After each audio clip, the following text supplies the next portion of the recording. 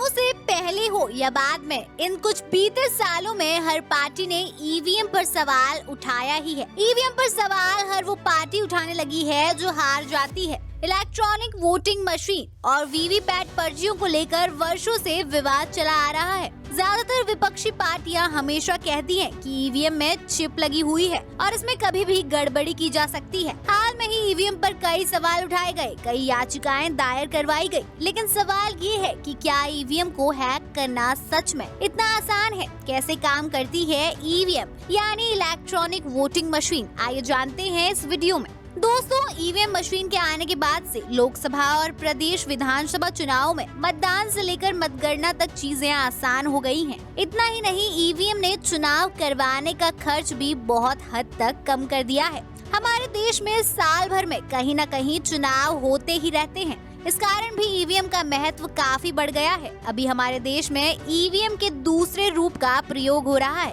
जिसकी क्षमता पहले रूप के मुकाबले काफी अधिक है। Electronic voting machine vote record करने के लिए एक इलेक्ट्रॉनिक मशीन है। एक इलेक्ट्रॉनिक वोटिंग मशीन में 2 यूनिट होती हैं, एक कंट्रोल यूनिट और दूसरी वोटिंग यूनिट, जो 5 मीटर की केबल से जुड़ी होती हैं। कंट्रोल यूनिट को प्रिसाइडिंग अधिकारी या मतदान अधिकारी के पास रखा जाता है, जबकि वोटिंग यूनिट को वोटिंग कंपार्टमेंट के अंदर रखा जाता है। दोस्तों, कभी सोचा है कि भारत में ईवीएम का सबसे पहला इस्तेमाल कब और कहां हुआ होगा?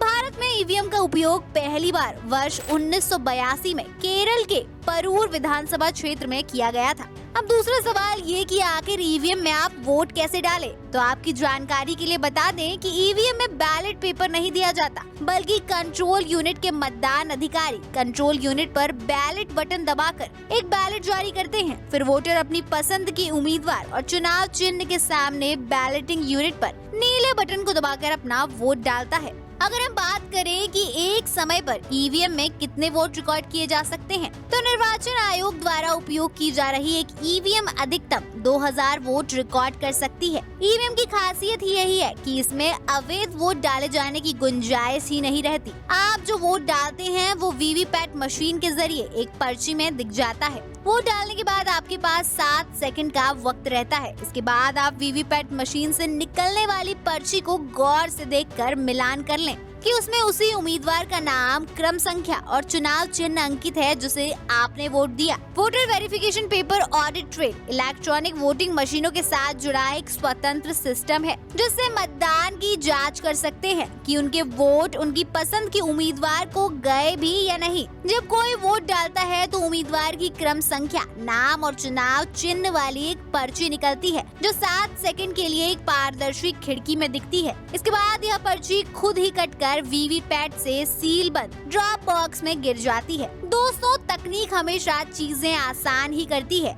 ईवीएम और वीवीपैट ने भी ऐसी ही तकनीक का इस्तेमाल किया गया, जिससे नासमझ व्यक्ति भी अपना वोट मर्जी के उम्मीदवार को दे सकता है। इसमें सिर्फ एक बटन दबाना होता है और वोट पसंद के उम्मीदवार को चला जाता है। जहाँ तक वीवीपैट की बात है, तो वहाँ अनपढ़ व्यक्ति भले ही उम्मीदवार का नाम और क्रम संख्या ना पढ़ पाए, लेकिन चुनाव चिन्ह तो देखकर समझ सकता है कि उसका वोट सही कैंडिडेट को गया या नहीं।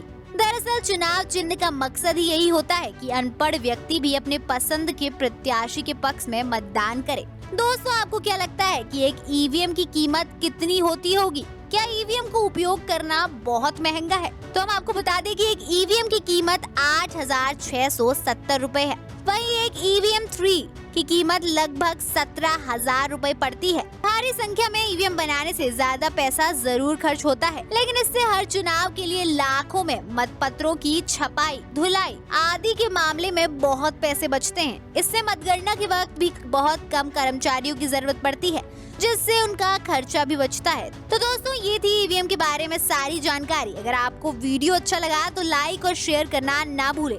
ऐसी ही वीडियोस देखने के लिए हमारा चैनल जरूर सब्सक्राइब करें।